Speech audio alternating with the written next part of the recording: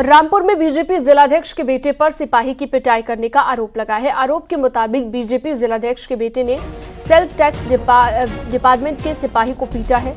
बताया जा रहा है कि जीएसटी की टीम ने उनकी मोबिल ऑयल से भरी हुई गाड़ी पकड़ी थी। गाड़ी के कागज दिखाने को लेकर बीजेपी नेता के बेटे से कहासुनी हुई थी।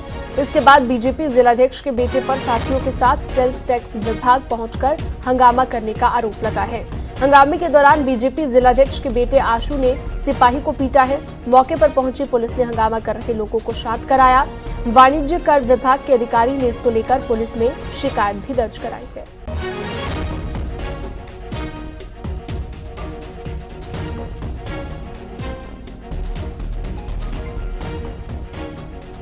सिपाही की पिटाई करने का आरोप लगा है। जीएसटी की टीम ने मोबिल से भरी हुई गाड़ी पकड़ी थी।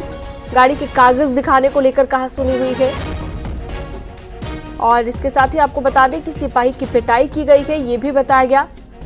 विशाल सक्सेना जुड़ गए फोन लाइन पर ज्यादा जानकारी के साथ। विशाल, बीजेपी जिलाध्यक्ष के बेटे ने सिपाही को पीटा है, ये आरोप लगे हैं। अभी तक क्या कार्रवाई हुई है, क्या लेटेस्ट अपडेट है? कुछ महीने पहले भी बीजेपी के जो जिलाध्यक्ष है उनके बेटे पे पुलिस वालों के साथ जो था क्या कहते हैं मारपीट और उनसे बदतमीजी का आरोप लगा था। भाई अब बीजेपी नेता का जो है पेट्रोल पंप है, वो अपने पेट्रोल पंप के लिए मोबिल ऑयल कंपनी की मोबिल ऑयल जो है उसकी गाड़ी उनकी आ रही थी। तो वही पुलिस जीएसटी विभाग के जो कर्मचारी थे, अधिकारी थे, उन्होंने उसको गाड़ी को चेक किया और कागजात ना दिखाने को लेकर के उन्होंने गाड़ी पकड़ी थी। तो उस गाड़ी के कागजात चेक करने को लेकर के ये पूरा विवाद हुआ था, जिसके बाद बीजेपी नेता का जो बीजेपी जिलाध्यक्ष का बेटा जो है वो जीएसटी कार्यालय गया, जहां उसने जो वहां के अधिकारी कर्मचारी थे उनके साथ बदतमीजी करी। वहीं आरोप है कि जीएसटी विभाग में तैनात एक सिपाही के साथ भी उसने मारपीट करी, जिसके बाद काफी देर तक हंगामा होता रहा। वहीं पुलिस मौके पे पहुंची है। जीएसटी विभाग के अधिकारियों ने जो है वो पुलिस को तहरीर दे दी है। जी, बहुत शुक्रिया विशाल सक्सेना इस तमाम जानकारी के लिए आपका। सिपाही की पिटाई करने का आरोप लगा और उसके बाद ये कार्रवाई की गई। नोएडा अथॉरिटी ने बकाया न देने पर सिक्का बिल्डर के 31 फ्लैट को सील कर दिया है। बताया जा रहा है कि अमिताभ कांत कमेटी की सिफारिशों पर आई नई नीति में भी ये बिल्डर शामिल नहीं हुआ था। इसके साथ ही नोएडा अथॉरिटी ने 13 बिल्डरों को प्रॉपर्टी खाली करने के लिए आखिरी नोटिस भी जारी कर दिया है। नोटिस का जवाब नहीं देने वाले बिल्डरों के खिलाफ नोएडा अथॉरिटी ने आर्थिक अपराध शाखा से जांच और कार्रवाई के लिए भी लिखा है। सिक्का बिल्डर के जिन 31 फ्लैट्स को सील किया गया है वो सेक्टर 143 में है, जिनकी कीमत करीब 51 करोड़ बताई जा रही है। तो बड़ी जानकारी इस वक्त आपको दे रहे हैं। बकाया ना चुकाने पर फ्लैट सील कर दिया गया है। तस्वीरें आप देख रहे हैं, नोएडा की ये खबर। नोएडा अथॉरिटी ने बड़ा एक्शन लिया है। 13 बिल्डरों को नोटिस भी जारी किया गया है। बकाया ना चुकाने पर फ्लैट को सील कर दिया गया। बागपत में पुलिस और हिस्ट्री शीटर बदमाश की साजिश का चौंका देने वाला मामला सामने आया। आरोप के मुताबिक पुलिस और हिस्ट्री शीटर ने कॉस्मेटिक दुकानदार को झूठे मुकदमे में फंसाने की साजिश रची। हिस्ट्री शीटर ने दुकान में गांजा रखा और 20 मिनट के बाद पुलिस ने छापा मारा, लेकिन दुकान में लगे सीसीटीवी कैमरे की वजह से पुलिस दुकानदार को गिरफ्तार नहीं कर पाई। इस मामले में किरकिरी होने पर पुलिस ने गांजा रखने वाले हिस्ट्री शीटर सहित 2 आरोपियों को गिरफ्तार कर जेल भेजा। एसपी ने मामले में एक सिपाही को सस्पेंड किया। दारोगा और 2 सिपाहियों की भूमिका पर जांच के आदेश दिए गए हैं। रमाला थाना के ककड़ीपुर चौकी पुलिस पर ये आरोप लगाए गए हैं।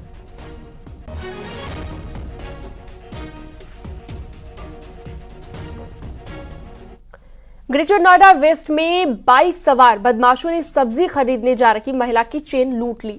वो तो गनीमत ये रही कि चेन स्नैचर के हाथ से चेन जमीन पर गिर गई। गैलेक्सी वेगा सोसाइटी के बाहर की ये घटना है। पूरी वारदात सीसीटीवी में रिकॉर्ड हो गई है। बिसरख थाना क्षेत्र की ये घटना बताई गई।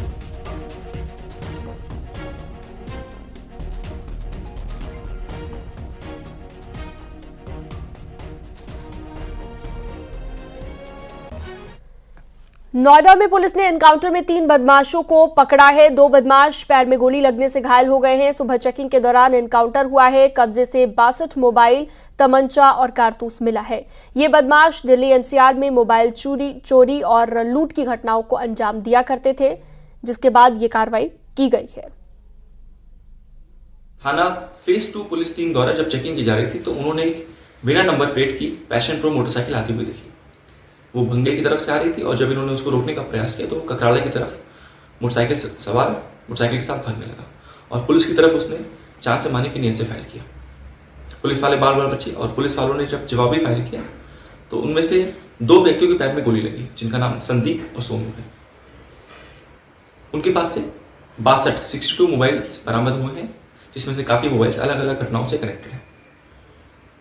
इनका काफ़ी लंबा चौड़ा पूर्व इतिहास भी रहा है और इस समय तीसरा व्यक्ति जिसका नाम शमशाद है वह मौके से भाग गया था, परंतु बाद में कॉम्बी के बाद वो भी पकड़ा गया। दोनों जिनको गोली लगी है उनको उपचार के लिए अस्पताल भेजा गया है और तीसरे वाले को न्यायिक हिरासत में भेजा जा रहा है। अन्य विधिक कार्रवाई प्रचलित है। मथुरा में थाना गोवर्धन पुलिस के साथ एनकाउंटर में साइबर अपराधी फैजल घायल हो गया। फैजल को इलाज के लिए जिला अस्पताल में भर्ती कराया गया। घायल साइबर आरोपी के पास से बाइक, 90,000 नकदी, तमंचा और कारतूस बरामद किए गए हैं। घायल फैजल पर आरोप यह है कि वो कुख्यात साइबर अपराधियों के बैंक खाते से रुपए निकालकर ठिकाने तक पहुंचाने का काम किया करता है।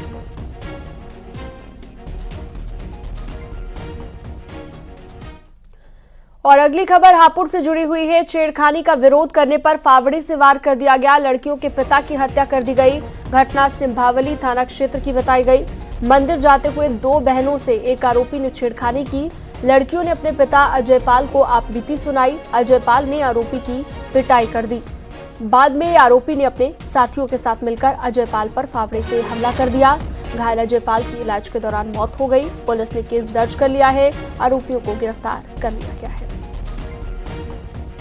गुट्टू में रोक कर हमने 2 लपड़ लगा दिया, मगर जो था ना गलत करा पापा हमने वो कर दिया, मगर ऐसा मत ना करिए हुटिंग पुटिंग, ये गलत बात है। वो चला गया भैया चंद्रपाल के बाल का विपिन और वो है सोनू और मंगसु कुमारपाल लवकुश, ये लाठी डंडा लेकर उनके घर वाले लाठी डंडे लेकर हमारे घर में ही आके बढ़ गए। हमारे घर पे ही आकर पेल दिया। यूं ना कही क्या है अजय चला गो इतने उनसे कहने भाई उसको समझाओ यो ऐसा क्यों कर रहा हो। अजय उनके घर जितने कहने गए अजय यंगा को घूम कर आया है।